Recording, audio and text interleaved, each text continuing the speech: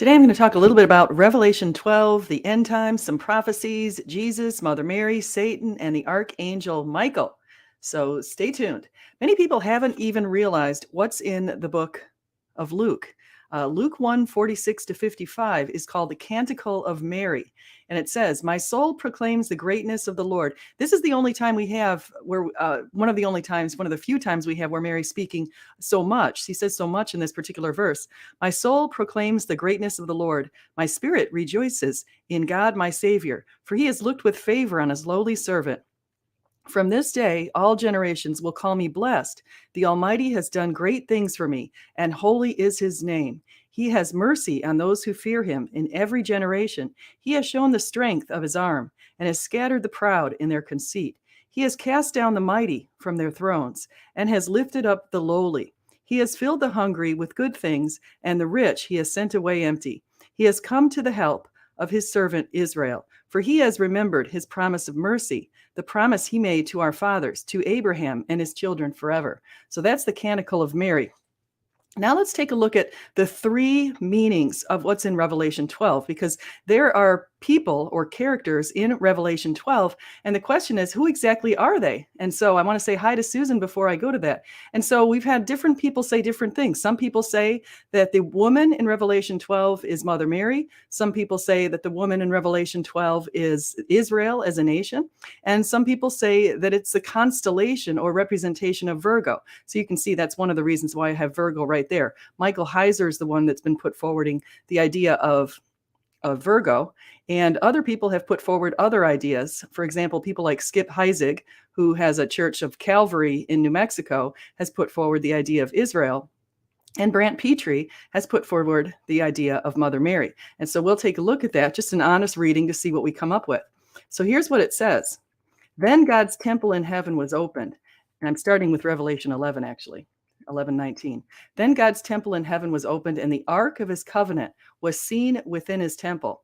There were flashes of lightning, rumblings, peals of thunder, an earthquake, and heavy hail. And there appeared a great wonder in heaven, a woman clothed with the sun, and the moon under her feet, and upon her head a crown of 12 stars. And she, being with child, cried, travailing in birth, and pained to be delivered. And there appeared another wonder in heaven, and behold, a great red dragon, having 7 heads and 10 horns, and 7 crowns upon his heads." And I'm going to go through some of the symbolism here in just a moment. "And his tail drew the third part of the stars of heaven, and did cast them to the earth. And the dragon stood before the woman, which was ready to be delivered, for to devour her child as soon as it was born. And she brought forth a man-child, who was to rule all nations with a rod of iron. And her child was caught up unto God, and to his throne. And the woman fled into the wilderness, where she hath a place prepared of God, that they should feed her there 1,260 days." Now, you'll notice something that's going on here. The woman, a lot of times you'll see that the child, will start off with the child. So the child is going to be reigning. The child cried. He's going to rule all nations with a rod of iron. Some other translations talks about the iron scepter. That's equivalent to the iron scepter that's in Psalm 2. The idea that he was given a place next to God, he was drawn up to God, caught up to God, and to his throne. That, of course, refers to the throne of God. He's sitting at the right hand of the Father, and that goes back to Psalm 110, where you see the Mighty One sitting at the right hand of the Father. And of course, that was also a reference that Jesus had in Mark 14, when he was being persecuted. So who is the woman in the passage? Catholics believe the woman represents Mary, the Queen Mother of King Jesus. They note the singular nature of the woman as Mary, the serpent dragon as Satan, and of the child Jesus. Some Protestants argue that the woman represents a great constellation, while others argue that the woman represents a plural, the people of Israel. Finally, some argue that the woman is a combination of all of the above. I think there's a little bit of each of them. I think that's really reasonable. According to Brant Petrie, in ancient times, queen mothers were often given prominence. For example, when Solomon took over the throne of David, David's wife Bathsheba stayed on as Solomon's queen mother. Queen mothers, or Gebira, appeared in King David's line. Kings such as Solomon had many wives, but only one mother, so the queen mother had a special role. Petrie also draws parallels between Mary and the childbearing woman wearing a crown in Revelation 12, 1-6. Only queens and kings wore crowns in ancient times. Catholics consider her an intercessor between us and Jesus, as the Queen Mother was often an intercessor in ancient Jewish times between people making a request of the king. Now let's consider the idea of the heavenly constellation. In his book, Reversing Herman, Michael Heiser points out the astrological implications of the passage. Since the woman is clothed with the sun with 12 stars around her head and the moon at her feet, she represents a heavenly astrological constellation. Of the 12 zodiac signs, the only one that represents a woman is Virgo, which appears in the sky in the house of the sun between August 23rd and September 22nd each year. In other words, as the earth revolves around the sun over a 365.2422 day period, the constellations become more or less visible to us. The one that appears just behind the sun is in what they call the house of the sun. And here's a quote from Heiser. The only time in the year that the sun could be in a position to clothe the celestial woman called Virgo, that is, to be mid-bodied to her, in a region where a pregnant woman carries a child, is when the sun is located between about 150 and 170 degrees along the eclipse. This clothing of the woman by the sun occurs for a 20-day period each year. The sun must be in the Virgin constellation, while the moon is simultaneously at her feet for John's vision to be accurately interpreted astronomically. Because of the moon's behavior relative to the ecliptic and Virgo in any given year, the 20-day window narrows to a roughly 90-minute period in which to astronomically pinpoint the birth of the child. The combination of astronomical signs, which Heiser details at length, produces a unique set of circumstances that can only be accounted for by one date, September 11th, 3 BC. So that's the date that Heiser proposes that Jesus was born, September 11th, 9 BC, or 3 BC. And similar early church fathers have also made references to the years 2 or 3 BC. So we have seen that sort of a thing coming from some early church fathers. September 11th of 3 BC was also Tishri 1, the first day of the Jewish New Year or civil calendar, the Feast of the Trumpets. Tradition dates Noah's birthday to the same day. This is Rosh Hashanah, the first day of the 11th month. The first day of the 7th month, according to the Jewish religious calendar. Here's a quote. And the Lord spoke to Moses, saying, Speak to the people of Israel, saying, In the 7th month, on the first day of the month, you shall observe a day of solemn rest, a memorial proclaimed with a blast of trumpets, a holy convocation. You should not do any ordinary work, and you should present a food offering to the Lord. The New Year trumpet also proclaimed hope in the ongoing and ultimate kingship of God, in God's judgment and reward according to people's deeds, and in Israel's final restoration. Is the alignment unique?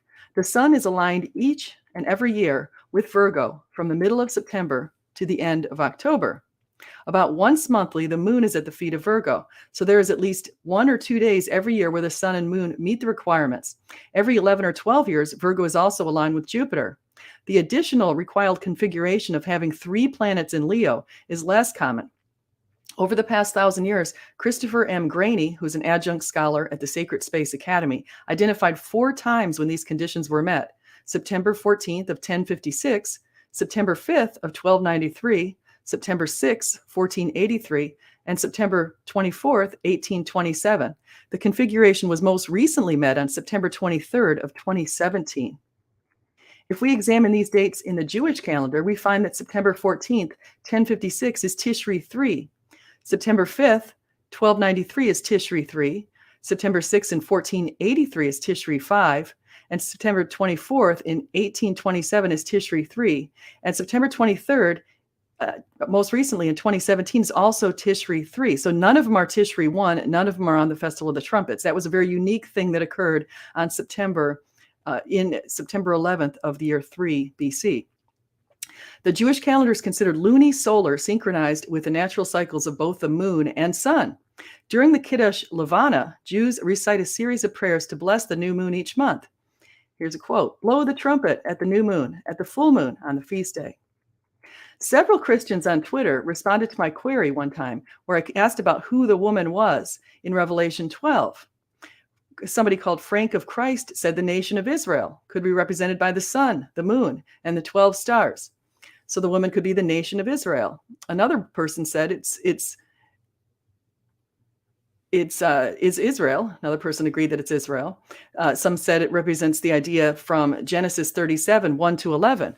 Now, in that particular verse, we have a dream. So here's what it have. We have the dream that occurred with Joseph. Remember, he had the 11 brothers. The 12 tribes of Israel were the 12 sons of Jacob. Jacob's son Joseph had a dream, which he reported to his brothers and dad. Here's the dream. Then he dreamed another dream and told it to his brothers and said, "Behold, I have dreamed another dream. Behold, the sun, the moon, and 11 stars were bowing down to me." But when he told it to his father and his brothers, his father rebuked him and said to him, "What is this dream that you have dreamed? Shall I and your mother and your brothers indeed come to bow ourselves to the ground before you?" And his brothers were jealous of him. But his father kept the saying in his mind. Note the presence of 11 stars in the Genesis passage and 12 in Revelation 12, 1 to 6. The number 12 represents completeness. Remember, there's 12 months in a year, 12 tribes of Israel, and 12 apostles. There's several examples. Joseph's brothers, his 11 brothers, he was the 12th, eventually sold him into slavery, where he rose up through the ranks by interpreting the Pharaoh's dream about a famine. Pharaoh put him in charge of managing and saving food for when the famine struck, as predicted. His brothers ended up bowing to him in their efforts to barter for food. So that's a pretty interesting thing and pretty interesting connections. Now, interestingly, if we go back to the verse and we look at some other symbolism in the verse, we've got the idea of the 7 heads and 10 horns. That is what Satan had, 7 heads and 10 horns. 7 heads with 7 crowns. The 10 horns represent strength. So whenever there's a horn in the Bible, it represents a certain strength, power, authority. Satan was given temporary authority by God. And we have that with Michael Heiser. Michael Heiser talks a lot about this in his book, Unseen Realm. So the idea was that Satan and the sons of God, mentioned in Psalm 82, were spiritual forces that God had given power to over certain lands throughout Israel and beyond. God was in charge of Israel. He was a divine ruler overseeing the kings of Israel in ancient times. And the other lands were given over to these other forces. And you see that when Jesus was tempted by Satan. Satan acted as if he had authority to give Jesus all of the kingdoms of the earth. He, of course, was tossed down, but he's down among us now. And that's basically what Revelation tells us. He's among us. Interestingly, if you go to the book of Daniel and look in Daniel 7, you'll see also the mention of the 10 kings from the Antichrist. So we also have a mention of that. If we go to Ezekiel, we're given a little bit more information about Satan. He was Lucifer. He was perfect. He had perfect wisdom and knowledge. But then, of course, he became far too prideful, and he ended up getting the boot. And so we're still in the times. We're still in the end times right now where Satan is among us. We are in spiritual battle. There's a lot of dark forces here, and we can see that playing out. Interestingly, in Revelation 16, they speak of this river Euphrates drying up. If you go over and you look at what's going on in Europe and also throughout places like in Syria and those kind of places, you can see in the ancient Near East and the Near East now, if you go in there and you look at those places, you're going to notice that a lot of the rivers and streams and waterways have been drying up lately. We've got a lot of that. And the Euphrates has been drying up. And that's very equivalent to what was said. So there's these little hints. Now, does that mean that we won't be around for another 1,000 years? No, nobody knows. Nobody knows. But just look at some of the things that we have seen. We're also told that this Antichrist, this abomination of desolation, is going to come, and it's going to at first usher in peace. It's going to be riding on a white horse carrying I'm forgetting what exactly it was carrying, but it wasn't carrying a sword. Jesus comes later with a sword. The Antichrist is, of course, it's fallen. It represents fallenness, not on Jesus's equal. Okay. Notice if we go back to that, when there's a battle that wages in the book of Revelation, it's Michael and the archangels who wage the battle against Satan. Satan is not equivalent to God. Satan is a representation of a creation that fell from heaven. Okay. So he fell from heaven. He has never been up to God. He's just unfortunately became very prideful. And again, that sort of thing happened. But some of the signs that we can see right now, one sign, of course, was a virgin would give birth. Now, one of the surprising things about the fact that the virgin gave birth, and Mary said, "How can this be?" is because she knew that she had not known or had relations with Joseph or any man. And the fact that it's a prediction of something that was going to come. She knew that she must have taken a vow of virginity, and that saying that, how can this be? Because if you say, okay, you're going to be pregnant, you would think, okay, of course, I'm going to go have sex, then I will be pregnant. But she said, how can this be? Because she had taken a vow of virginity. But I'll get into that in another time. But the idea is that we're told also in the New Testament about the roaring lion who's seeking to devour us. We're told that there's a lot of that kind of stuff going on right now. We've been given signs. Israel was resurrected after 1,878 years. In the year 70, as you know, all of Jerusalem was completely destroyed and obliterated, and the Jews dispersed throughout the world. It's called the Jewish diaspora. And then in 1948, it was resurrected again, which is pretty miraculous in itself. The Jewish language was also resurrected in the 1800s. People started speaking the Hebrew that was from the ancient times. And so that was also resurrected. So we've got that. But we don't have the third temple, which is where the Antichrist is supposed to appear at some point. And of course, the abomination of desolation. We don't have that yet. But one thing that we're kind of hinted towards in the book of Revelation is that there's going to be the abomination of desolation will go into a third temple. So we know that this maybe even is something where the person, the Antichrist, comes in very slick, very well spoken, very impressive, a really suave politician, comes in and is claiming that he's going to bring peace between Israel and the Arab countries. And of course, that's not something that anyone's been able to achieve. So this person to watch out for is one who's claiming to bring peace. Also, the person has the sign 666, and the person is someone who is inherently evil in just every way. Also has some sort of a mortal wound. They're going to talk about a one world currency. We heard recently in those G20 conversations that some people have been talking about one world currencies, one world powers. We have that also coming from people like Klaus Schwab in the World Economic Forum, and Russia trying to bring that sort of thing in.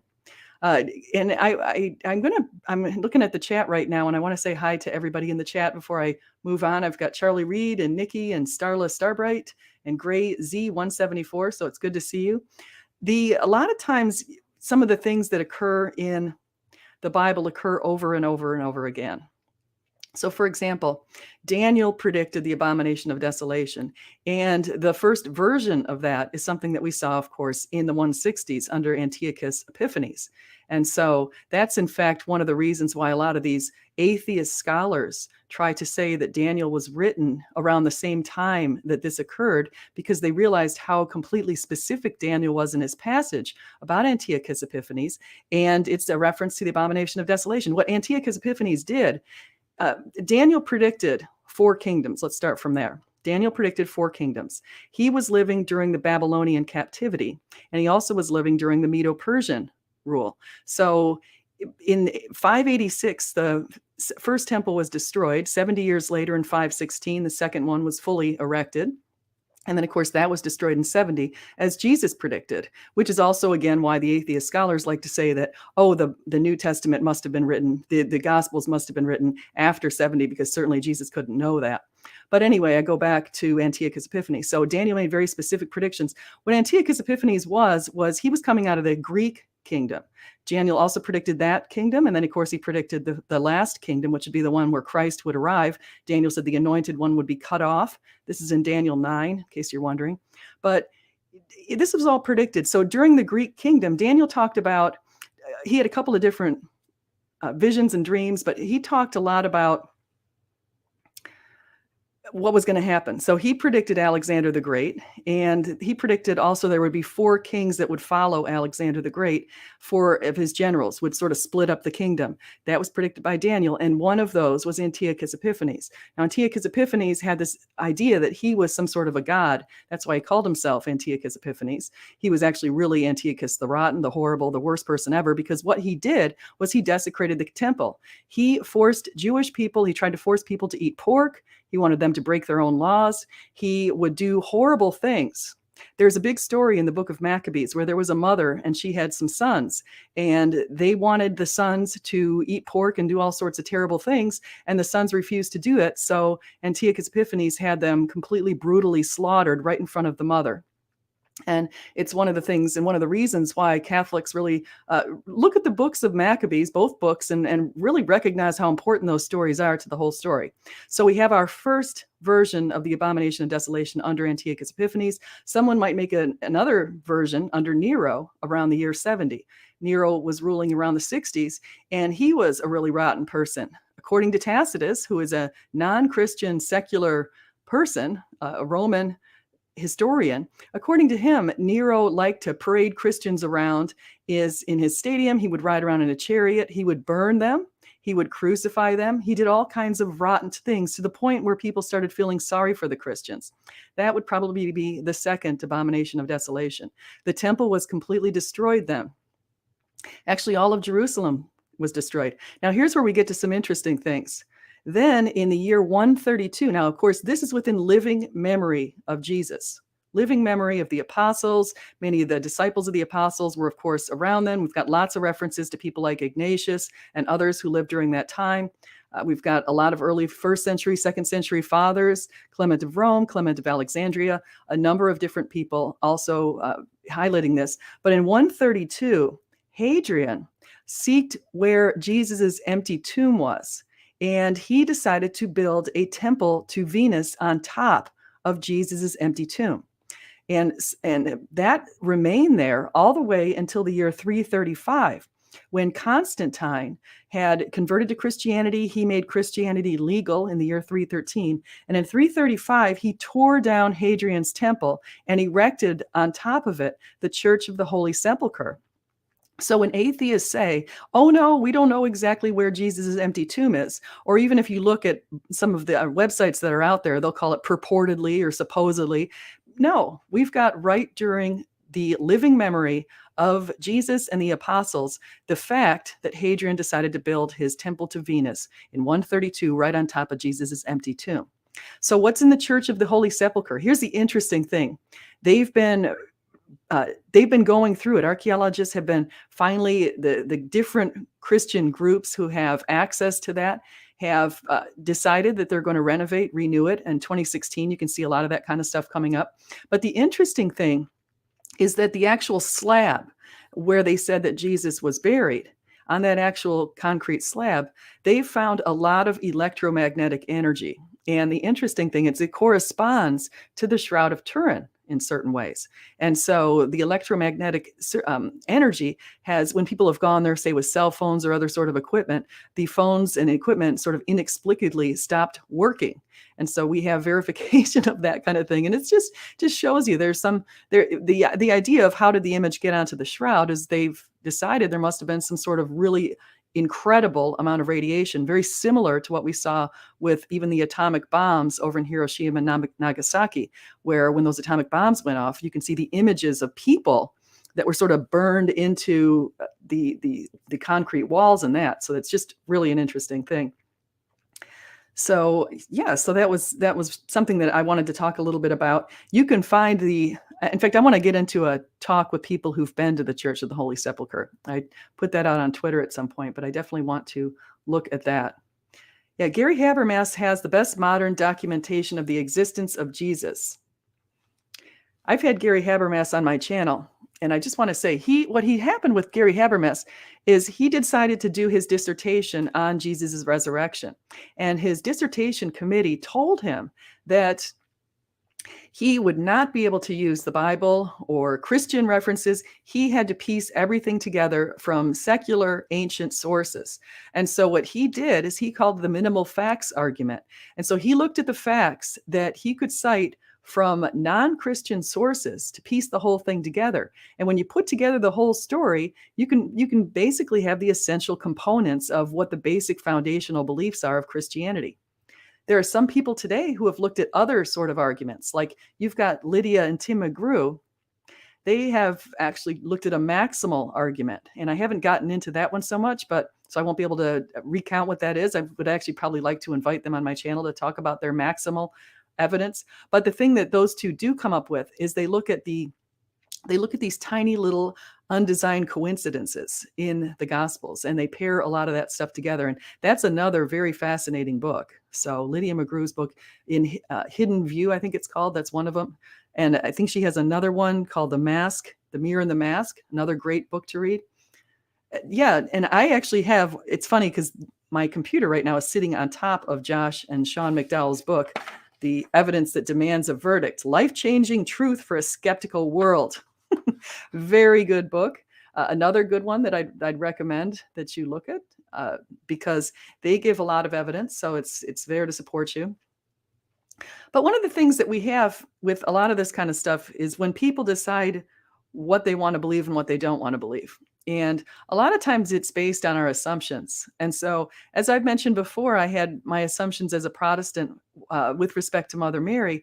My assumptions were similar to what the Protestants thought. They thought, well, people must have claimed her perpetual virginity, for example, because they were misogynistic, and maybe that was just something they didn't want the woman that is very important to Jesus to have had other sibling or have had other sons or anything like that, or daughters, and so that must have been made up. But then I took a look at who was saying all of this stuff in ancient times, and I realized that a lot of these saints like Saint Jerome and others were the ones who were saying that Mary was a perpetual virgin, and they were writing materials against what they said was heretical views about Mary, that she wasn't one. And so I thought to myself, now why am I aligning with the heretics of the ancient times rather than aligning with the saints? It didn't seem to make sense to me. So I opened my eyes and took my assumption that they were misogynistic away. And I thought to myself, okay, now I'm going to view all of the early church fathers and see what they all said, and the saints and the doctors. There's 37 church doctors.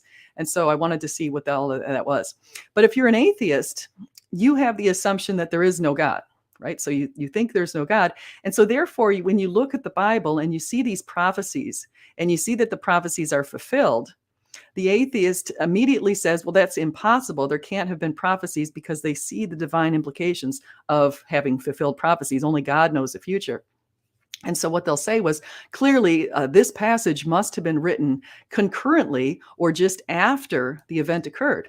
And so that's why the very first thing we talked about today was we talked about Daniel, and some people saying that it wasn't written by the prophet Daniel in the 6th century BC. Rather, they say it was written instead in the 2nd century because they see this prophecy that was fulfilled in Antiochus Epiphanes. So I've had lots of atheists do that. And then atheists like Bart Ehrman, he claims that the Gospels were certainly written after 70 AD, clearly because to him, there's no way that Jesus could have predicted exactly what happened in Jerusalem with the collapse of the church and everything else. A really interesting thing that you're going to see that Josephus said, in fact, about the collapse of that church, apparently in the year 30, which would have been right around the time when Jesus started his ministry, the temple in Jerusalem, the doors just started opening and shutting sort of on their own. And there were a lot of these signs that were going on in the temple. And Josephus talked about this as a Jewish historian. And apparently, of course, it completely stopped in the year 70 when the temple was destroyed. So there were 40 years of a lot of these signs coming out of the temple, apparently. And of course, you know that when Jesus was crucified on the cross, they said that the temple, what was it called? The rent, it was in the temple. It was like the sheet that was protecting the holiest of holy places in the temple tore into two. And so that was something that was pretty significant to ancient Jewish people because it was a sign that was, okay, God is now moving out of the temple and into the world. And at this point, to piece together what I said earlier about Satan being present throughout the world, he doesn't have the authority anymore. The authority was taken away. And this goes back to Michael Heiser's idea. So at one point, all of these ancient kingdoms around were controlled by Satan. You've got the dominions, you have the authority, you have all this power. They were given that sort of a thing. But when Jesus came and we died for us, one of the things that occurred is he told his apostles to go out all over the kingdom and essentially reclaim these lands, because now the lands are under the authority and all of the power was given to Jesus. And Jesus said that all of the power and authority is given to me. So Satan no longer has the authority.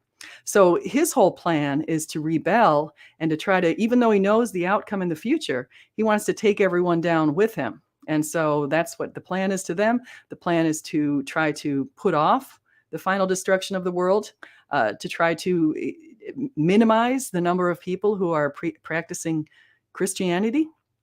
That's a lot of his plan. And so I want to see also what we've got here in the chat. Charlie says, why didn't you pray for your loved ones? Yeah, we always should pray for our loved ones for sure. So that's one of the things that occurred. So I want to say the veil, that's the word I was looking for. Thank you, Nikki. I couldn't remember the word. But that's one of the things that occurred in the ancient times with Jesus. And the idea that we're living in now is, are we seeing signs of the end times? Is the United States, if you're coming from a United States perspective, and the Western world, are we better off now than we were 20 years ago? What do you think in the chat? You think the world is operating better now? Or do you think we're seeing signs of a breakdown and an imminent crumbling? Is this empire, the United States that has been in so much power, are we facing the end? Are we moving forward in a positive way? Now, I would say that in Florida, where I live, we certainly have a little bright light, don't we? So yesterday we had our midterm elections, and Governor Ron DeSantis is reclaiming his throne in Florida. And we also have, he beat Charlie Crist. And then we have Marco Rubio, who beat Val Deming. And Val Deming's whole pitch was on how she wanted to make sure that people had abortion rights. Now, we also had, during the midterm elections, some pretty awful things happen, like California and others basically locking in the right to have an abortion and not giving us any sort of a time when that is going to not happen. Like, for example, with Roe v. Wade, you were told that after the baby was viable, which is anywhere between 20, 24 weeks, depending on when that was one of the problems with saying viability. After the point of the viability, you were not allowed to have an abortion. Now, in some states, you can have an abortion anywhere up to 9 months. Can you imagine even calling it an abortion and not an induced pregnancy? If you're having problems, maybe you're having preeclampsia or something like that, and your life is threatened as a mother, you would induce the birth. That would be the move that you would want to make, rather not killing the child. But the abortion advocates, which we're seeing in some states during the midterms, we can see people who are just devoting their lives to killing other little innocent human beings. And I think that's really tragic. And I think all the euphemisms that people have today are quite tragic. Like, rather than saying you're killing your innocent offspring, or you're killing the baby inside of you, or the fetus, which is just another word for infant, you're killing this baby infant, this small child, this little offspring, this human being, this person. A lot of people like to say, oh no, it's not a person inside of you. It's no different than what the Nazis did when they dehumanized the Jewish people during the Second World War. It's no different. So the idea of these what's going on with these abortion rights and these people in these states is we're becoming very separated. So it's become us versus them, which is a real shame. And that's not what it was like 20, 30 years ago here in the United States. We didn't have all these political divisions.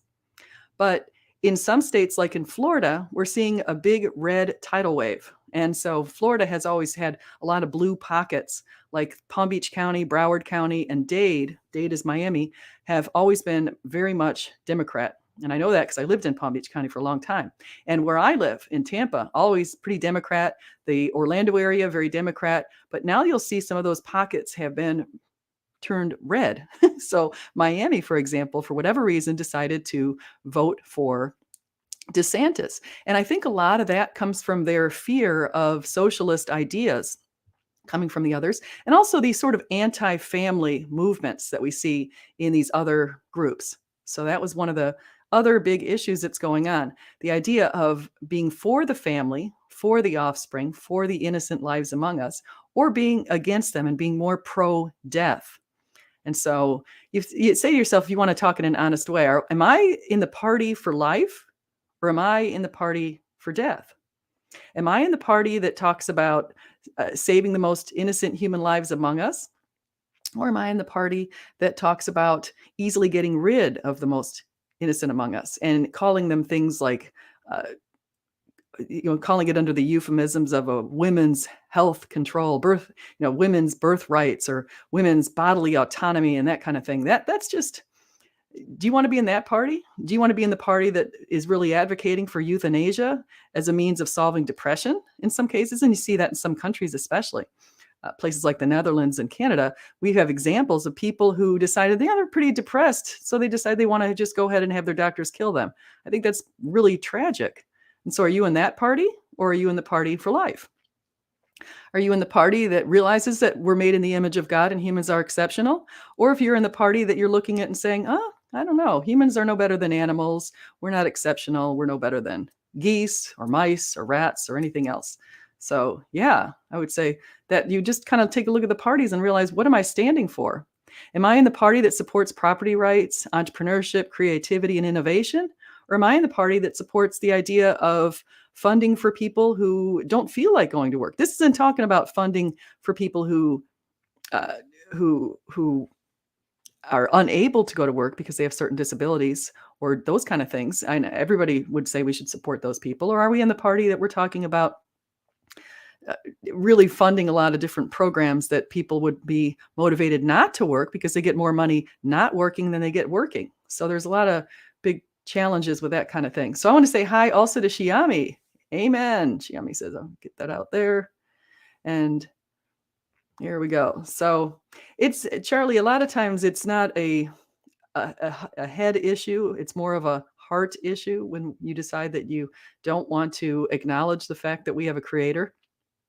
A lot of atheists don't like when I say this, but I think the world around us, just looking at the trees, looking at the stars, looking at all of the beauty around us, the mountains, the sea, the ocean, the beaches, all this beauty around us. I'm sitting here by Tampa, by the way, right now, as a hurricane is going through. I still see the beauty. I still see it. Okay.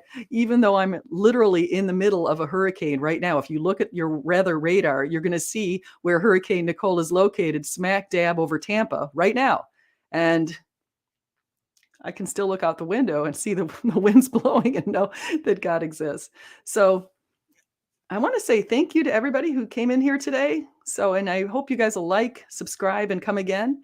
And if you want to put in the comments what kind of topics you think I should be covering, I would love to hear that. And if you would also like to come onto my channel, for example, I would love to have Shiami and Nikki come on my channel. Starla, I haven't seen you before. And Alex, great to see you too. I hope you guys are having a great day.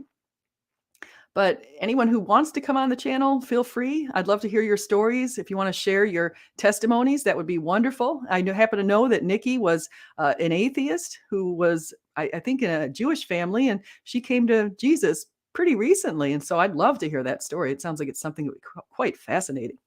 How the Apostle Paul, yeah, I don't think so, dirty varmint. Dirty varmint? Really? Oh my gosh. Okay, you guys have a great day. If you like this kind of content, please like and subscribe. Bye-bye.